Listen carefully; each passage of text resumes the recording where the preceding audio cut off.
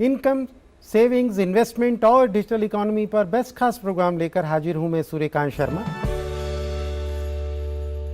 जी हां, अपनी तरह का ये खास प्रोग्राम आपकी आमदनी, रोजमर्रा के खर्च, सेविंग्स और इन्वेस्टमेंट के तौर तरीकों की पूरी जानकारी जाने माने एक्सपर्ट्स की जुबानी मुहैया कराता है। हमारे खास प्रोग्राम में आज बात क्रेडिट कार्ड की। आज के ज़माने में क्रेडिट कार्ड बैंक के ज़रिए कस्टमर्स को दी जाने वाली एक फैसिलिटी है, जिसके तहत आप अपनी ज़रूरतों को पूरा करने के लिए खर्च पहले करते हैं, कार्ड का बिल बाद में अदा करते हैं। ख़ास बात यह है कि अगर टाइम से क्रेडिट कार्ड का पूरा बिल चुका देते हैं तो आपको कोई पेनल्टी नहीं देनी होती है। ऐसे में हमारे लिए जानना ज़रूरी हो जाता है कि क्रेडिट कार्ड की यूटिलिटी के बारे में ज़रूर जानकारी हासिल करें। इसी पर बात करने के लिए हमारे साथ स्टूडियो में मौजूद हैं दो ख़ास मेहमान।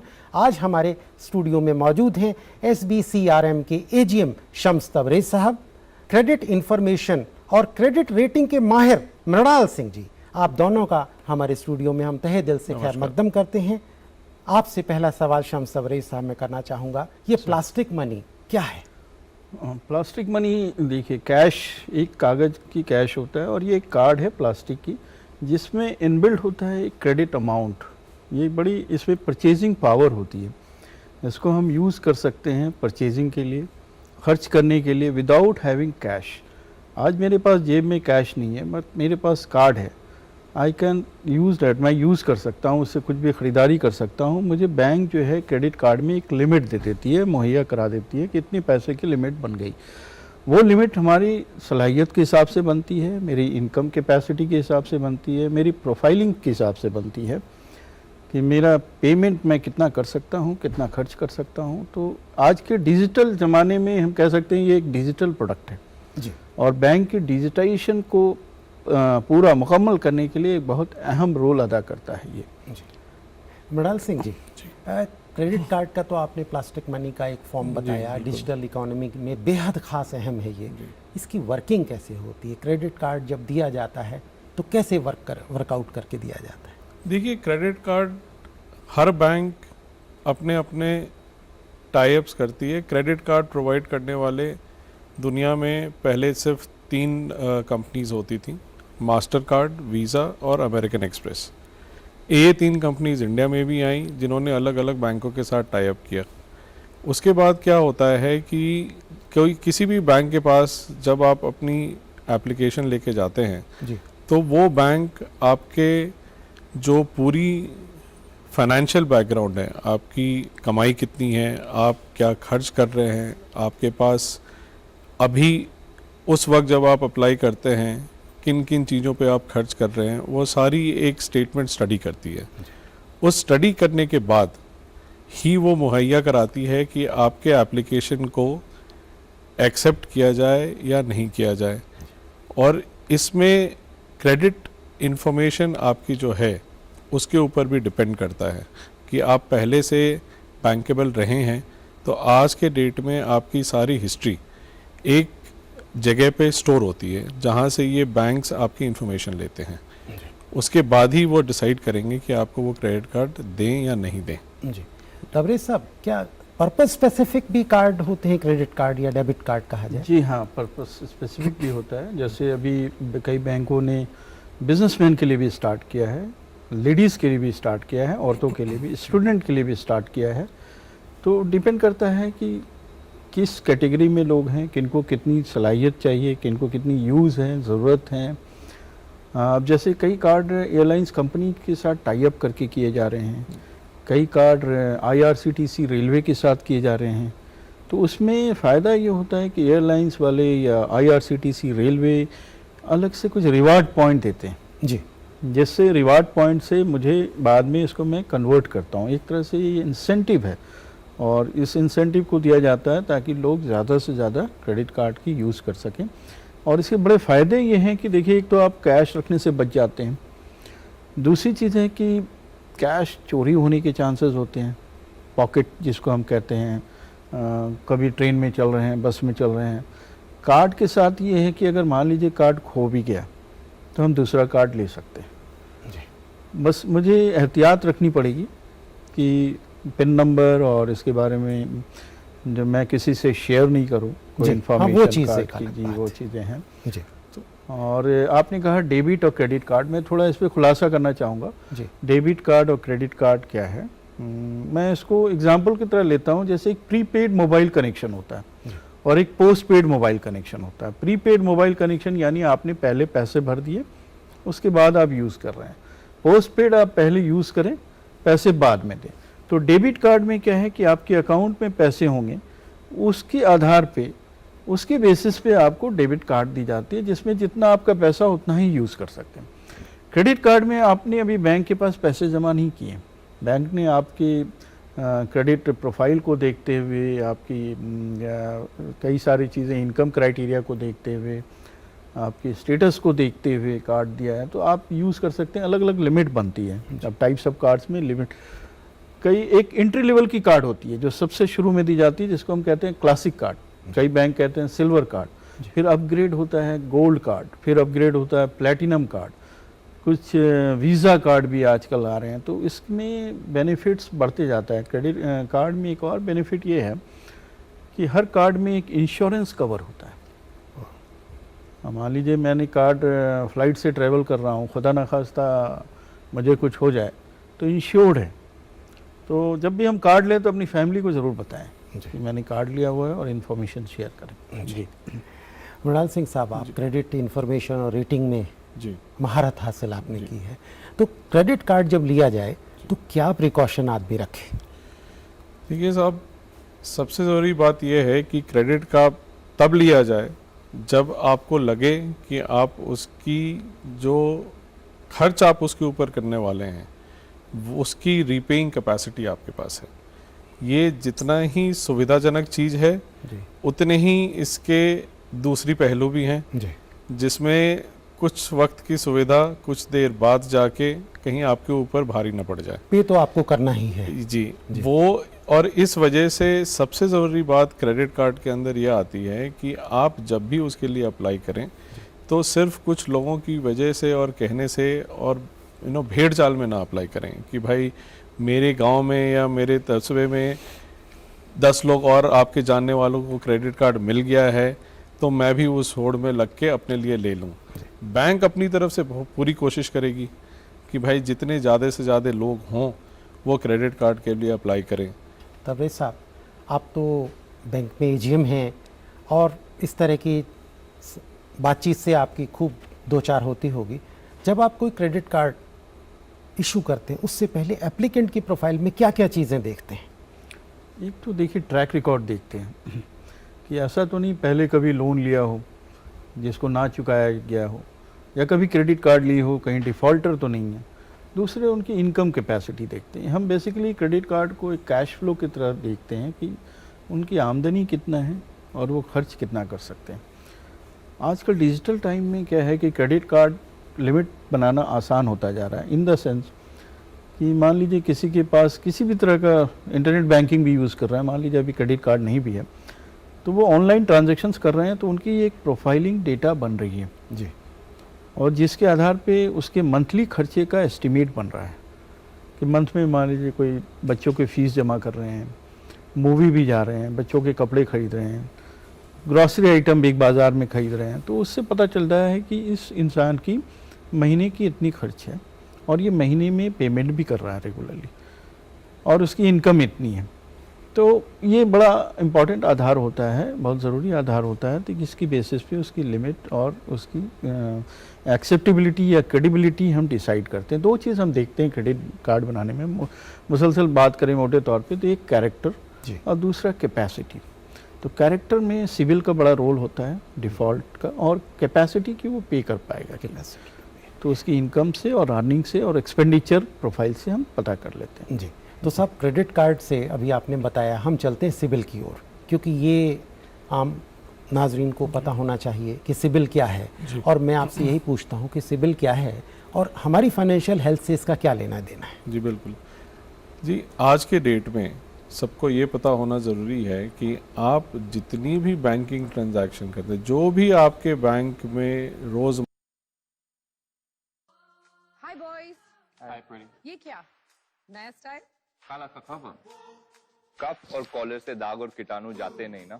कफ और कॉलर के लिए कवर नहीं, पेना सुपर वॉश प्लस बार जो कपड़ों से जिद्दी दाग हटाता है और 99% तक कीटाणु, इसलिए हमेशा पेना ही लेना। मर्रा के दिन में आप बैंक में अपना काम करते हैं, चाहे आप अपनी कंपनी चला रहे हों, चाहे आप अपने व्यक्तिगत रूप से जो बैंक में कार्यरत कर रहे हैं, लेना देना, चेक काटना, पैसे जमा करना, पैसे निकालना, इन सब चीज़ों की जो इन्फॉर्मेशन है वो एक, मान लीजिए एक ये रिपॉजिटरी कहते हैं इसे जी। जिसका नाम है credit information bureau of India limited. अच्छा। ये पहली ब्यूरो बनाई गई थी, ये एक संस्था बनाई गई थी जिसमें सारे बैंकों को हर महीने जितनी भी वो ट्रांजैक्शंस करते हैं उसकी इंफॉर्मेशन इनको देनी थी। जब ये शुरू हुआ था तो सिर्फ एक कंपनी थी ऐसी। आज के डेट में ऐसी भारतवर्ष के अंदर 4 कंपनियां बनी हुई हैं जिनके पास हर बैंक हर महीने इंफॉर्मेशन देते हैं। जो भी आप काम करते हैं बैंक के साथ वो सारा इंफॉर्मेशन इसमें जाता है। इसीलिए बहुत ही अहम होता है कि आप किसी भी चीज़ जो आप बैंक के साथ डील कर रहे हैं उसके ऊपर आप इंश्योर करें कि आपकी कोई भी ऐसी हरकत ना हो जैसे चेक बाउंस हो या आपने कोई लोन ले रखा हो उसको टाइम से आप रीपे नहीं कर पा रहे हैं, या आपने किसी और तरीके का बैंक के साथ किसी भी तरीके की डीलिंग कर रखी है, घर का लोन हो, पर्सनल लोन हो, पढ़ाई के लिए लोन हो, इन सब की जो आप रीपेमेंट करते हैं ये सारी इन्फॉर्मेशन इसमें जाती है। वहाँ पे आपकी ये पूरी पिछली हिस्ट्री देखने के बाद आपकी व्यक्तिगत एक पर्सनल स्कोरिंग होती है जी। आप उसे रेटिंग कह लें या स्कोरिंग कह लें। बैंक में सिबिल का जो हम कहते हैं स्कोर निकलता है। आगे के आप जो भी कार्य करने की कोशिश करेंगे, चाहे वो क्रेडिट कार्ड अप्लाई कर रहे हों, चाहे आप गाड़ी खरीद रहे हों, चाहे आप घर खरीद रहे हों, चाहे आप नया बैंक अकाउंट ही क्यों ना खोल रहे हो, उन दौरान आपकी ये रिपोर्ट कोई भी फाइनेंशियल संस्था सिबिल से या बाकी किसी भी इंस्टीट्यूशन 3 जो बचते हैं उनसे मंगाएगी और उसके बेसिस पर डिसाइड करेगी कि आपके साथ डील करना है या नहीं है। इसका एक और फ़ायदा है सर, इसमें अगर आपकी रवैया इसमें और आपकी जो पर्सनल इंफॉर्मेशन के बेसिस पे स्कोर अच्छा निकलता है तो कुछ कुछ बैंक्स हैं जो आपको जो उनका ब्याज दर होता है जी उसमें भी आप उनसे निगोशिएट कर सकते हैं। अच्छा, यानी कि एक तरह से ये आपका इंडेक्स हो गया जी बिल्कुल। फाइनेंशियली ये आदमी कितना स्ट्रांग है, बिल्कुल। इसका पेमेंट रिकॉर्ड क्या है, इसकी अहमियत क्या है, इसकी सलाहियत क्या है, उस देखते हुए बैंक उसको लोन में भी कमी कर सकता है। बिल्कुल। क्या बिल्कुल ये कर सही सकता है? अगर बिल्कुल कर सकता है। कुछ कुछ जगहों पे ये एप्लीकेबल हो जाता है जी। अगर आपकी बहुत अच्छी स्कोर है तो आप खुद भी बैंक से मांग सकते हैं कि जी मेरी जो सिबिल स्कोर निकल के आ रही है ये अव्वल दर्जे की है, तो क्यों ना मुझे आप किसी भी चीज़ पे इस पर रियायत दे रहे हैं, ये आप डिमांड कर सकते हैं। जी बिल्कुल कर सकते हैं इस चीज़ के। मैं तबरेज़ साहब के पास आता हूँ। अक्सर आपके पास इस तरह के भी केसेस आते होंगे कि पेमेंट जो है वो डिले कर रहा है बार बार, एक ट्रैक रिकॉर्ड बन गया, तो उसका नुकसान कब, क्या, कैसे और कैसे हो सकता है नुकसान? क्योंकि यंग लोगों में क्रेडिट कार्ड लेने की टेंडेंसी है, खर्च करने की टेंडेंसी है, अच्छी बात है, कंजम्पशन अगर होगी तो इकोनॉमी को बूस्ट मिलेगा। तो लेकिन इसमें नुकसान क्या होगा अगर उसका डिले पेमेंट बिहेवियर है? बड़ा अच्छा सवाल किया आपने। देखिए क्रेडिट कार्ड बड़े यूज़फुल हैं, बहुत अहमियत है इसकी, बड़े नुकसान भी हैं। तो एक चीज़ इसका फ़ायदा पहले हम समझ लें कि इसमें मुझे जो है जो भी क्रेडिट कार्ड यूज़ करते हैं उनको 50 दिन का इंटरेस्ट फ्री फंड मिलता है 50 डेज़ का जी। साइकिल के हिसाब से। मान लीजिए मेरा पेमेंट साइकिल 20 तारीख को, महीने की 20 तारीख को, तो मैं इस डेट में परचेज़ करूं कि मुझे 50 डेज़ के बाद मेरा पेमेंट ड्यू होगा, तो मैं बड़े आराम से यूज़ कर सकता हूं। और वो इंटरेस्ट फ्री होता है, उसमें कोई चार्ज नहीं लगते, बल्कि उसको यूज़ करने के रिवार्ड पॉइंट्स मिलते हैं जिसको हम इन कैश कर सकते हैं, जिनको हम किसी तरह से गिफ्ट में भी, वाउचर्स में भी ले सकते हैं। अब दूसरा ये है कि अगर नहीं टाइमली पेमेंट किया तो बड़े नुकसान है इसके, क्योंकि इसमें इंटरेस्ट कॉस्टिंग बहुत कंपाउंडिंग है और बहुत हेवी इंटरेस्ट है।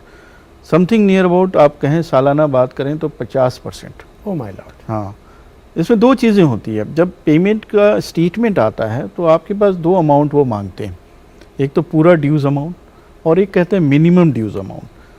मान लीजिए पूरा स्टेटमेंट जो है 20,000 रुपये का, तो एक ऑप्शन है आपके पास कि 20,000 रुपये पे करें। दूसरा ऑप्शन वो देते हैं कि आप 2,000 भी पे कर सकते हैं, बट 2,000 पे करना बड़ा ख़तरनाक चीज़ है, अच्छा नुकसान है इसके। जी, क्रेडिट कार्ड कंपनी इससे भी कमाती है। 2,000 हम पे करेंगे तो मेरी 2 चार्जेस होते हैं, एक होते हैं डिफ़ॉल्ट चार्जेस और एक होते हैं इंटरेस्ट चार्जेस। तो डिफ़ॉल्ट चार्ज तो नहीं लगेंगे, बट इंटरेस्ट चार्ज मेरा लगने लगेगा 50% से, और पूरे अमाउंट पे लगेगा। जब मुझे 50 दिन का जो बेनिफिट मिलना था वो उसका भी नुकसान होगा।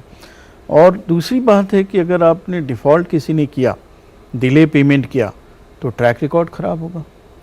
फिर फ्यूचर में मान लीजिए आपने बिज़नेस करना हो या हाउसिंग लोन लेना हो तो दिक्कत आती है। इसलिए हमें बड़े संभल के, बड़े होशियारी के साथ इसको यूज़ करना चाहिए। यूज़ के फ़ायदे हैं, अब्यूज़ के नुकसान हैं।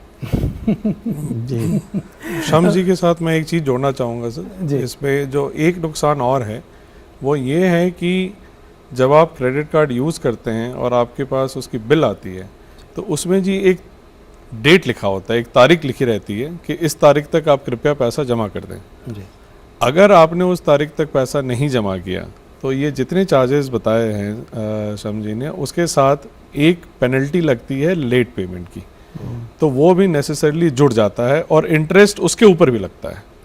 तो अगर आप क्रेडिट कार्ड यूज़ कर रहे हैं और पैसे देने हैं आपने, तो कृपया करके उस पैसे को उस तिथि के अंदर दे दें। उसके बाद देने का इंटरेस्ट शायद फिर भी बच जाए क्योंकि आप पूरा पैसा दे रहे हैं, लेकिन अगर 1-2 दिन भी डिले होता है तो वो क्रेडिट कार्ड कंपनी आपके ऊपर लेट पेमेंट फ़ी लगा देती है, जो भी काफ़ी सब्सटैंशियल हो जाता है जी। देखें तो माना जाए कि ये क्रेडिट कार्ड को आप फाइनेंशियली जुडिशियसली यूज़ करें, दवा की Exactly. तरह से यूज़ करें, एग्जैक्टली। डाइट की तरह से यूज़ ना करें। इसके एक और फ़ायदे मैं बताता हूँ। क्रेडिट कार्ड स्टेटमेंट के साथ आपके खर्चे का प्रोफाइलिंग देता है। जैसे मैंने भी यूज़ किया, मैं अपनी फैमिली से डिस्कस करता हूँ कि मैं देखता हूँ मंथ में, मैं साल का एक प्रोफाइलिंग लेता हूँ कि मैंने घूमने पे कितना खर्च किया, फूड पे मेरे कितने खर्चे हुए, क्लोथिंग्स पे कितने खर्चे हुए, कपड़े पे, खाने पे, घूमने पे, ट्रैवलिंग पे। उस हिसाब से हम प्लान कर सकते हैं, क्योंकि आज के ज़माने में प्लानिंग बड़ा इंपॉर्टेंट है। वी हैव टू प्लान, हमें प्लान करना पड़ेगा फ्यूचर के लिए, क्योंकि एवरीबडी, सभी लोग प्लान कर रहे हैं, तो हमें भी उस प्लान का हिस्सा बनना पड़ेगा। तो कई बार हमें फैसला करना पड़ता है कि अगले बार, अब जैसे बच्चे हैं, आजकल के बच्चे जानते हैं, शौक़ होता है, उनको कुछ प्लान है घूमने का, तो वी कैन प्लान। हम उस हिसाब से क्रेडिट कार्ड प्रोफाइलिंग के देखते हुए कि हम कुछ खर्चे कम कर सकें, किसी को बढ़ाना है तो कुछ खर्च कम कर सकें, किसी पे मान लीजिए स्कूल के फीस वगैरह बढ़ रहे हैं तो हम कहीं पे कटौती भी करनी चाहिए हमें। तो ये बड़ा गाइडेंस देता है। ऐसे आप कैश से काम करेंगे तो पता नहीं चलता है। पहले ज़माने में मुझे याद है, मेरे वालिद साहब जो हैं वो नोट किया करते थे डायरी में जी हाँ, कि कितना खर्च कर रहे हैं एक प्लानिंग के लिए। अब ये डिजिटल से, प्लास्टिक मनी से ये फ़ायदा है कि ये चीज़ आपके पास जो है ईज़िली और रेडीली अवेलेबल है आपके सिस्टम में, आपको बखूबी गाइड करता है और आपको रास्ता भी दिखाता है कि आगे आप कैसे चलें। हाँ, अपने खर्चों को आप तरजीह दे तरजीह करके दें, जी। उसको बैलेंस कर सकते हाँ, हैं। बैलेंस कर सके। तो मैं अब आपसे पूछता हूँ हमराज सिंह जी साहब, बेस्ट क्रेडिट कार्ड कैसे लिया जाए? आपने सारी चीज़ें बता दी, तो अब बेस्ट क्रेडिट कार्ड, कौन सा कार्ड सबसे अच्छा है और कैसे? देखिए, इस बेस्ट क्रेडिट कार्ड समझना वो आपके यूज़ के ऊपर है। जी। अब जैसे शम्स साहब ने पहले भी बताया, आपने पूछा भी था कि कितने प्रकार के क्रेडिट कार्ड जी, होते जी। हैं, तो उसको अगर आप सम अप करना चाहें तो उसको मोटा मोटी आप 5 तरीके के कह सकते हैं।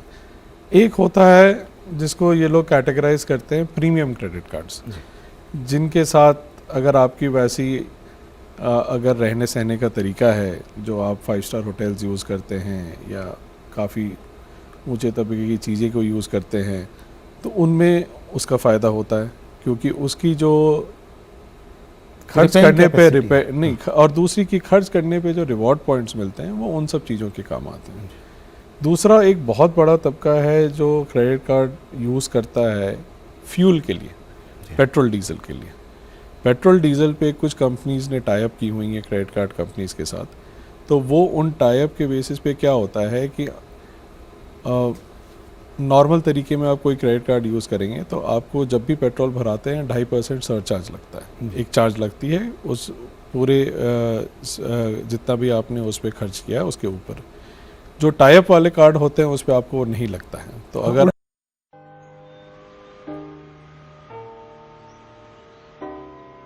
ध्यान रखते हैं हर खड़ी मेरा, और माँ जी प्यार से हाथ बटाती हैं। अगर हर कोई रखता है मेरा इतना ख्याल, तो मैं क्यों ना रखूं अपना ध्यान। इसीलिए 9 तारीख को सरकारी अस्पताल जाती हूँ, जहाँ अब सरकारी के संग प्राइवेट डॉक्टर भी आते हैं। प्रधानमंत्री सुरक्षित मातृत्व अभियान के तहत हर महीने की 9 तारीख को सभी सरकारी अस्पतालों में गर्भवती महिलाओं की विशेष सेहत जांच मुफ्त की जाती है, ताकि अगर खतरे के लक्षण हो तो उनका सही समय पर इलाज कर सके। 9 तारीख को मेरा ख्याल सबसे पहले। National health mission Jammu Kashmir द्वारा जनहित में जारी। कैशबैक की कुछ वो कैशबैक की रहती थी, हैं? लेकिन वो कैशबैक अब शायद वो गवर्नमेंट प्रमोट करने के लिए कर रही थी, आई सी। लेकिन वो कैशबैक शायद अब वो धीरे धीरे हाँ, विड्रॉ withdraw हो गई होने है का या कुछ सुन विड्रॉ रहे हैं हो कि चुकी है। as if it will be withdrawn yes, in near वो future। वही है, वही तरीका है। लेकिन जो टाई अप, जैसे आप सिटी बैंक का इंडियन ऑयल के साथ टाई अप है, ICICI बैंक का हिंदुस्तान पेट्रोलियम के साथ टाई अप है, उन कार्ड्स पे आपको वो जो सरचार्ज लगता है वो नहीं लगता है। तीसरा है ट्रैवल के लिए, जो बता रहे थे सर कि भाई कुछ फ्लाइट्स के साथ टाई अप है, मेक बाय ट्रिप के साथ टाई अप है, जो रोज़ लेडीज़ वगैरह यूज़ करती हैं उनको आप देखिए बिग बाज़ार के साथ जो टाई अप हैं कार्ड्स के, उनके फ़ायदे होते हैं।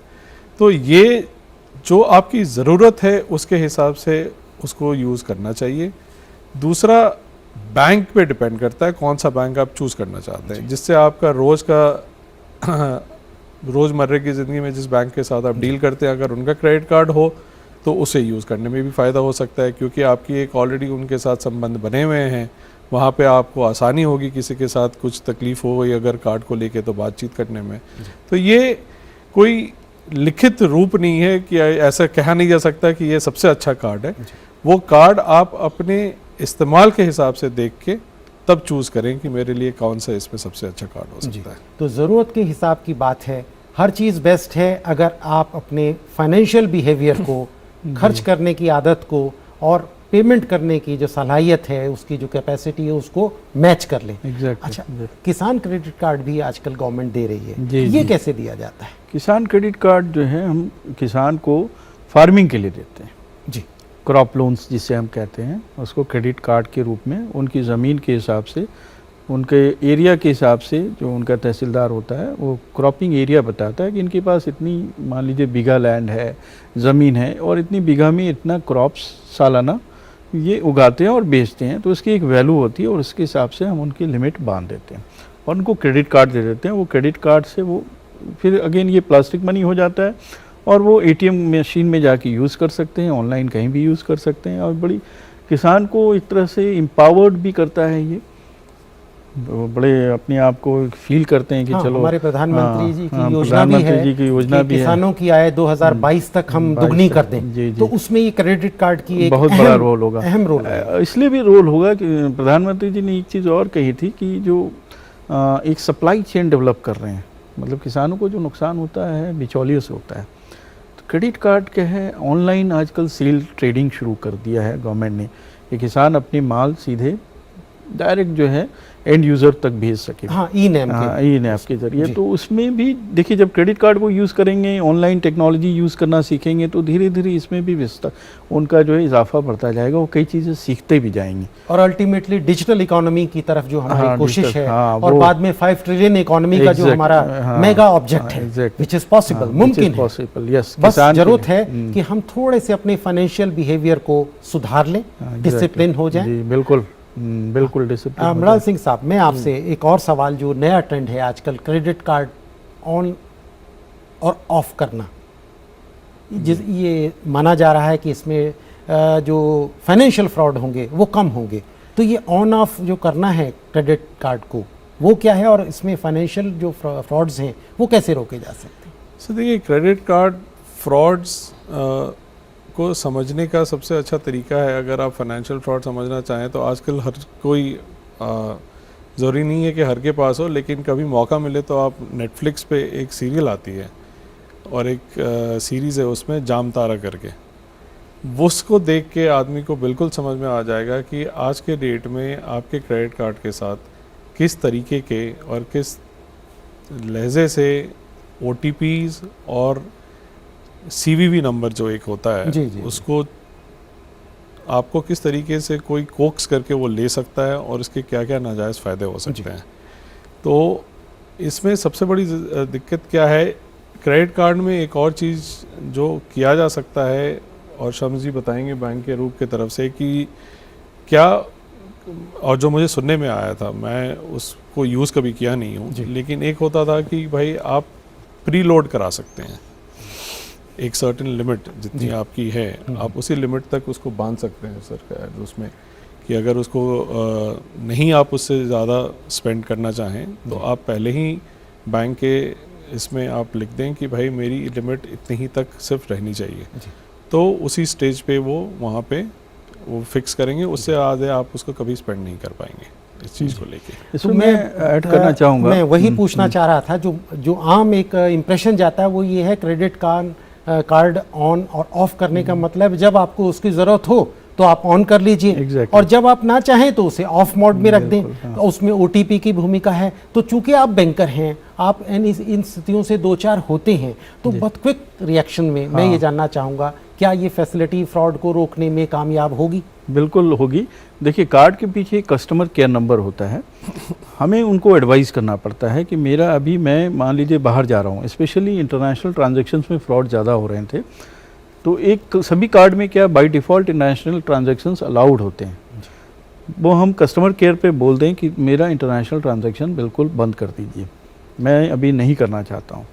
और दूसरा भी है कि मैं 5000, जैसे मिनाल जी ने बताया, कि मैं सिर्फ एक छोटी लिमिट फिक्स कर देता हूँ कि मैं 5000 से ऊपर कोई ट्रांजैक्शन नहीं करूँगा, और जब करूँगा तो फिर वहाँ से OTP की या फिर मैं मेल भेजूँगा या कस्टमर केयर को बताऊँगा।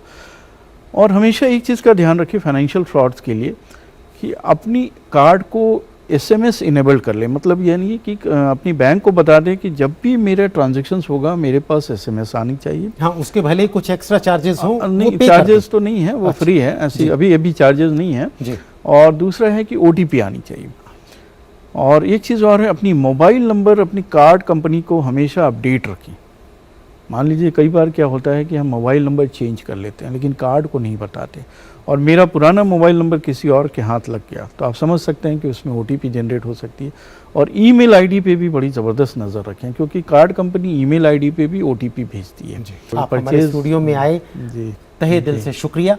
जी जी। हमारी ये कोशिश रहती है कि पैसा बोलता में आपको हम फाइनेंशियल जो भी ट्रेंड्स हैं उससे वाकिफ़ कराएं, और इसके साथ ही इस कड़ी में बस इतना ही। आप अपनी राय और सजेशन हमें इस ईमेल आईडी पर भेज सकते हैं। इसी के साथ हमारी पूरी टीम को दीजिए इजाज़त।